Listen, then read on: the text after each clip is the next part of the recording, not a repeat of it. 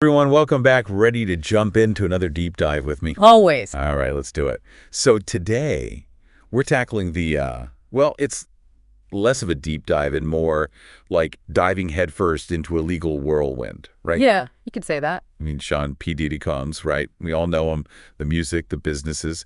But wow, these accusations are heavy stuff. Absolutely. It all started back in mid-September when those charges first dropped, like sex trafficking, racketeering.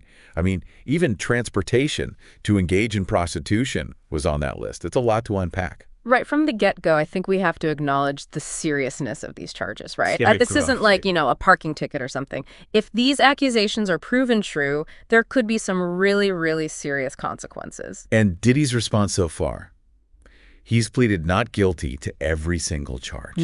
He's even gone as far as calling these accusations sickening and suggesting, maybe some people are just out for a quick payday. That kind of response is pretty common in these high-profile cases, It's like a strategic move. Oh, absolutely. Because when you're dealing with a case like this, it's not just about the actual courtroom, it's about the court of public opinion, too. It's true. It's true. So where are things at right now?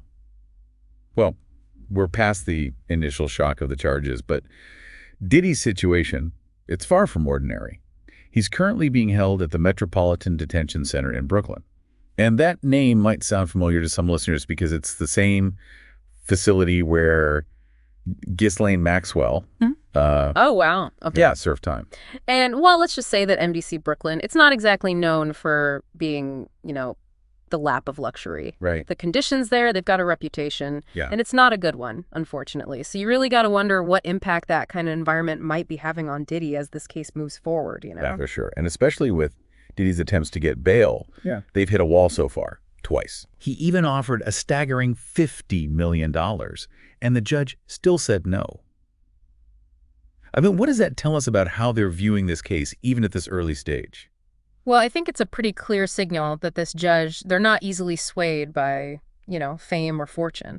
They're seeing something in this case, some factor that's making them hesitate to let Diddy out, even with that kind of money on the table. It definitely adds another layer to all of this. Yeah, the stakes just got a whole lot higher. They really did. And that's where things take another turn. Like, are you ready for this?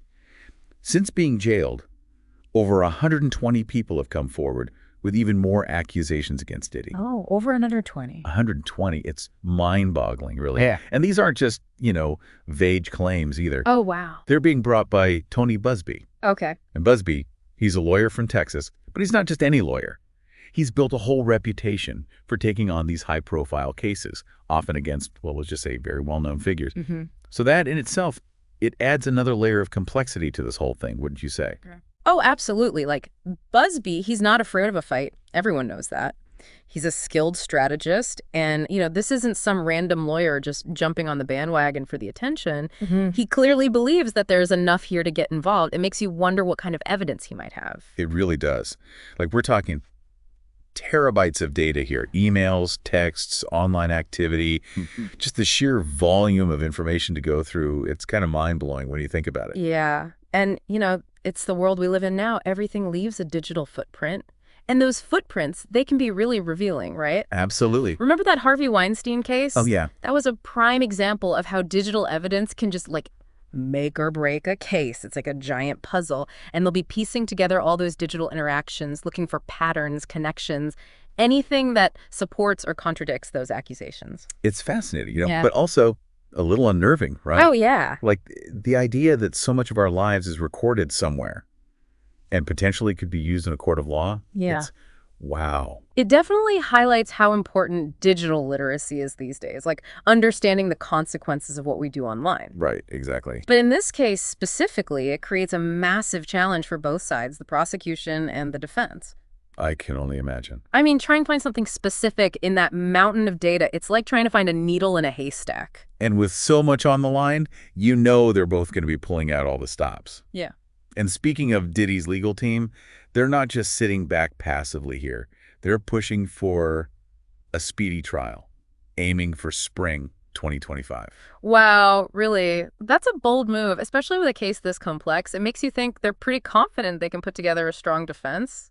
and fast? Or could it be a strategy, Oh, for sure. to try to control the narrative? Absolutely. Because the longer this drags on, the more it hurts his reputation. Exactly. It doesn't matter if he's found innocent in the end. Right. The court of public opinion can be brutal. Exactly. So maybe they're hoping a quick resolution will help minimize the damage. It's definitely a possibility. High risk, high reward, right? Yeah, for sure. But even with a not guilty plea, this whole thing, it could have a lasting impact on Diddy's career.